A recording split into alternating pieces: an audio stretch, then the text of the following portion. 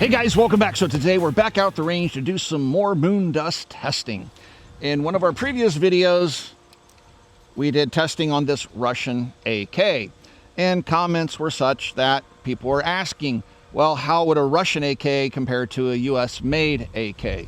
Well, right now, KUSA is no more. Probably the largest domestic producer of AKs would be PSA, or Palmetto State Armory, and that's what we have here. This rifle is chambered in 7.62 by 39, has a fixed stock versus a folding stock, but I would say it would be the US counterpart to the Russian Sega that we used in our previous testing.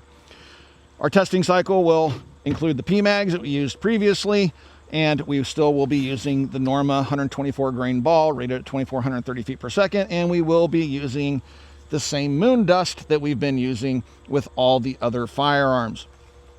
People have asked in previous comments whether the weapons are lubricated or not. They have a very fine coat of lubricant on them. In other words, you put a little bit of oil on, you wipe most of it off. Oil is only supposed to be there to prevent things like rust.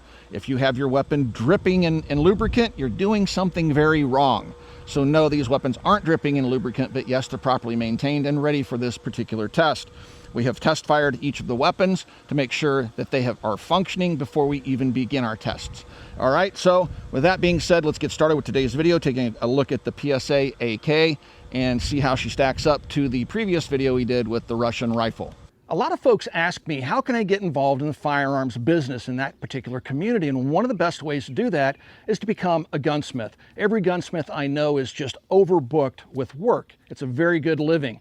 And so if you would like to become a gunsmith, you need to go to a gunsmithing school or become an apprentice for an existing gunsmith. But Modern Gun School is an accredited college that also works with veterans in the GI Bill, where you can go and get a degree from accredited college in gunsmithing and then go out and start your own gunsmithing business, which I think is a really great option. Again, throughout my entire life, gunsmiths have always been able to earn a really good living, assuming they have a really strong work ethic. So please check out Modern Gun School. I do have a link in the video description below. So we're trying to keep things consistent across our testing, and we are using PMags with the steel reinforced locking lugs, which ran fine in the Sega.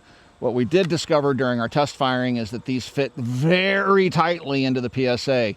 We almost have to kind of tap them in to get them to fully lock, and then there is zero movement of the mag in the mag well. Typically, AK mags lock in very easily, and it's perfectly normal for them to have some wobble to them.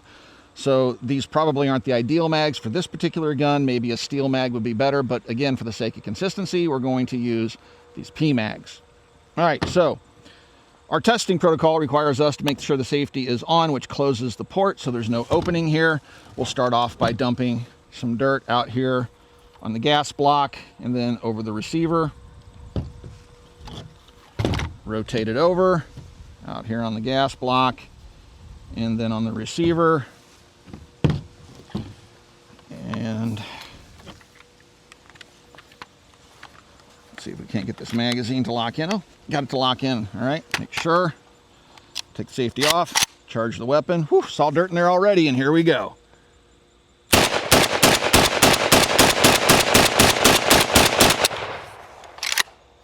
All right. So the next test is to first recover some of our Moondust here. And again, guys, this is not scientific testing. We've said it in the previous videos. This is redneck science. Yes, there can be inconsistencies in the testing that we do here, but we're trying to keep it as equal as possible, if you will. Not trying to favor any one weapon system. We're just doing the best we can. All right, we'll start off on this side. Dump a little bit of dirt over the gas system, over the receiver area. On the other side, hit the gas system, get some on the receiver area. All right, try not to shake it off too much. Grab our fresh magazine. Make sure she locks in. Not as quite as much junk there by the front trunnion. All right, here we go, 15 rounds.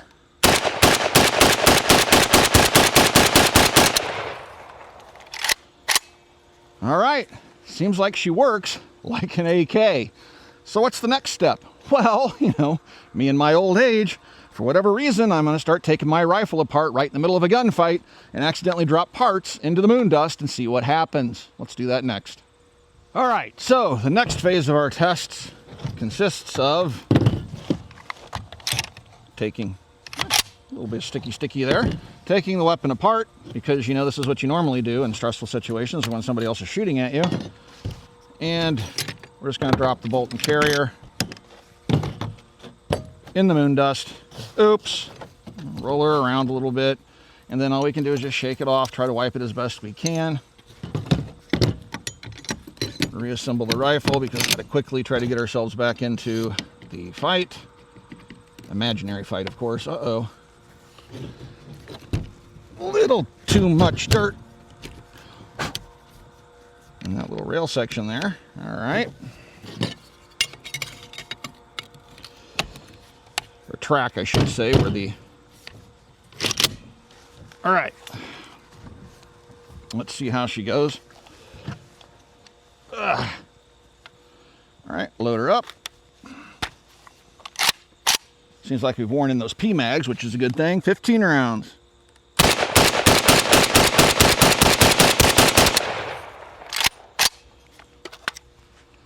All right. So what do I think? I think American AKs have come a long way over the years. There was a time in the early days of American companies trying to produce these rifles that they were of very questionable quality. I wouldn't say that they would match the reliability of the Russian-made counterparts, the A-grade Russian-made counterparts or Bulgarian counterparts from the old Bloc countries. But it certainly seems like they've progressed considerably. The rivets are pressed more nicely. They have the proper radial cuts to the bolt, like the locking surfaces and things like that. So I've watched as the American-made AKs over the years have truly improved. Now, is this a definitive test of this weapon's reliability? Of course not. There's so many other tests you can do. Water, sand, dirt, mud, all of that stuff can come into play. But this is a very hard test for a rifle to pass. We choked an HK416 with this type of a test.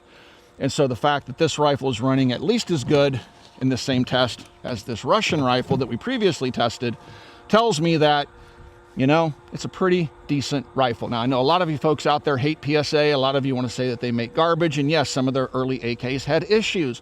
But anytime a company starts to manufacture brand new products, there are going to be problems. No amount of internal testing can replicate what's going to happen in the field when weapons start to make it out into the hands of customers. What truly defines a company is how they respond to those problems. If you watch the channel, you know I've been very critical of other PSA products in the past. One of those was the AKV9, the 9mm AK. I had all sorts of problems with that rifle. Instead of PSA getting mad at me and trash talking me or just ignoring the video in its entirety, they brought their entire team in over a holiday, I almost feel guilty about that, and said, watch this video, let's figure out what's wrong with the gun. They did that. They made the corrections. They made this thing they called a MAC bracket. They produced a video, posted it, giving credit to me, which thank you, but I don't necessarily want any credit for that. But that's how you respond to input like this. If a problem arises, fix it, own it, apologize, and move on, and you'll sell more products. So that's one thing I love about PSA. It's a very open company. I also love the policy that they want to arm every single American, and they try to keep their firearms affordable so most people can afford them. I didn't mean to turn this into a sales pitch for PSA. That's not what this is, and this certainly isn't sponsored by PSA in any way whatsoever, but I just thought it was important to point all that out. I'm glad that the rifle performed very similarly in this particular test to its Russian-made counterpart. So what tests would you like us to conduct in the future? What firearms? I know that we've seen some pretty interesting suggestions in previous video comments. Let us know in the comment section down below.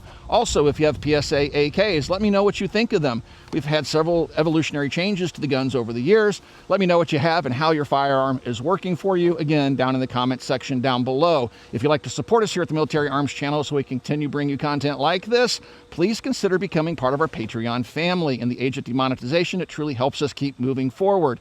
Also, right here on YouTube, you got the subscribe button underneath the video player you're watching right now. Mash that subscribe button and you can help support us right here on YouTube in the age of demonetization. Thank you for 17 years of support. Swing by, check out Copper Custom, and we'll talk to you guys soon.